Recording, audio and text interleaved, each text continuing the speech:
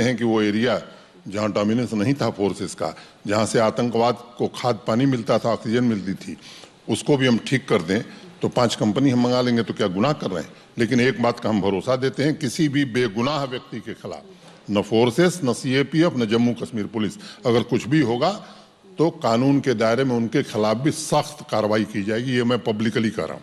Haiderpura encounter का जिक्र, उसकी जांच मैंने करा दी है। मैं उम्मीद करता हूं कि 3 दिन में रिपोर्ट आएगी और आप आश्वस्त रहिए, और आपके चैनल के माध्यम से मैं आश्वस्त करना चाहते हैं, अगर कोई भी निरपराध मारा गया है तो जो भी दोषी होगा उसे निश्चित रूप से सजा दी जाएगी। मनोज सिन्हा जी, बहुत चीज़ें बदली हैं कश्मीर में और इससे सब इत्तेफाक रखते हैं जो वहाँ पर रहते हैं वो लोग भी। करप्शन का मुद्दा बहुत बड़ा था, राजनीति में युवा जाना चाहते थे, नहीं जा पा रहे थे, ये मुद्दा उन लोगों के लिए था। मैं ऐसे गांव में भी गई जहां पर लोगों ने कहा कि अब तो पंचायत के पास वो पूरा बोर्ड लगा रहता है कि कितना फंड आया, कहां कहां खर्च हो रहा है। क्या आपको जो चीज़ें आपने अभी तक अमल में लाई, बाकी चीज़ों में समय लगेगा, ये अभी उपलब्धि लग रही है या इसमें आगे का रास्ता अभी देख रहे हैं? मुझे लगता है कि एक बात समझिए, मैं मानता हूं कि जहां आदमी है वहीं भ्रष्टाचार है। टेक्नोलॉजी का जितना उपयोग आप बढ़ाएंगी वैसे ही ट्रांसपेरेंसी बढ़ेगी। तो उस सिस्टम की ओर हम धीरे धीरे आगे बढ़ रहे हैं।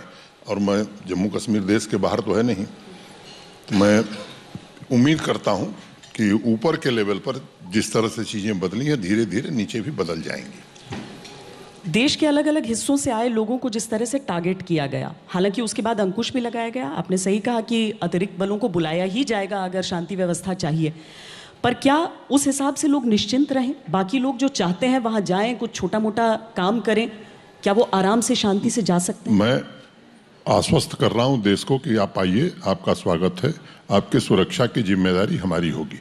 कुछ आंकड़े मैं बताना चाहूँगा। पिछले 8 साल के टूरिस्ट इन्फ्लक्स के आंकड़े को आप देखिए, और मुझे लगता है आपको मालूम है, जुलाई में 10.5 लाख टूरिस्ट आया था। वो संख्या बढ़ करके अगस्त में 11,28,000 हो गई।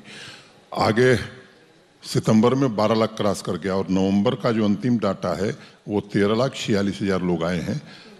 कितनी फ्लाइट बढ़ गई हैं श्रीनगर की मुझे बताने की ज़रूरत नहीं है। आप ट्राई करिए कि आज टिकट मिल सकता है, होटल मिल सकता है। मेरे पास जो काम है उसमें एक काम और महत्वपूर्ण है कि आपकी तरह परिचित लोग देश के कोने कोने से मुझे फ़ोन करते हैं कि मेरे फलां परिचित जा रहे हैं, ज़रा उनके लिए रहने का इंतज़ाम करा दिए, होटल में बुकिंग नहीं हो रही। नहीं, इस तरह की चीज़ें हो रही हैं, लेकिन इस सब के बीच एक कश्मीरी पंडितों के वापसी का जो सवाल है, आप लोगों ने क्योंकि लोग उनके भी मन में भरोसा बिठाना है कि आप आइए, आप आकर सेटल कर सकते हैं, आप सुरक्षित हैं। कितना भरोसा आप बना पाए हैं जब हम ऐसे केसेस देख लेते हैं बीच में कि टारगेटेड किलिंग होती है? और दूसरा, क्या एक सरकारी नौकरी देकर किराए के मकान में आप कुछ समय के लिए लोग रह रहे हैं, परिवारों के साथ वहाँ पर वापस जाना, क्या दोनों चीज़ें एक हैं या अभी बहुत लंबा रास्ता है? नहीं, मैं ये नहीं मानता हूँ कि वो प्रधानमंत्री पैकेज में जो 6,000 नौकरी और 6,000 घर, मैं समझता हूँ कि वो शुरुआत थी, वो मंजिल नहीं है। लेकिन ये मैं ज़रूर उसमें जोड़ना चाहता हूँ कि उन 6,000 नौकरियों के लिए पता नहीं कितने साल लग गए। मैं गया था तो 3200 पद रिक्त थे, आज 123 पद रिक्त हैं, उसमें से भी 62 हमने एडवर्टीजमेंट के लिए भेज दिए। तो मैं आपको आश्वस्त करता हूँ कि जो काम था वो ख़त्म हो गया। 6,000 घर बनने थे, वो कई पंचवर्षीय योजना लग रहा था कि पूरी, पता नहीं पूरी होगी कि नहीं होगी। 900 या 1,000 घर बने थे, तो 4,000 घरों के टेंडर हमने कर दिए हैं। बाकी की डीपीआर फाइनल स्टेज में है, तो उसे भी 1.5 साल में बना करके छुट्टी कर देंगे।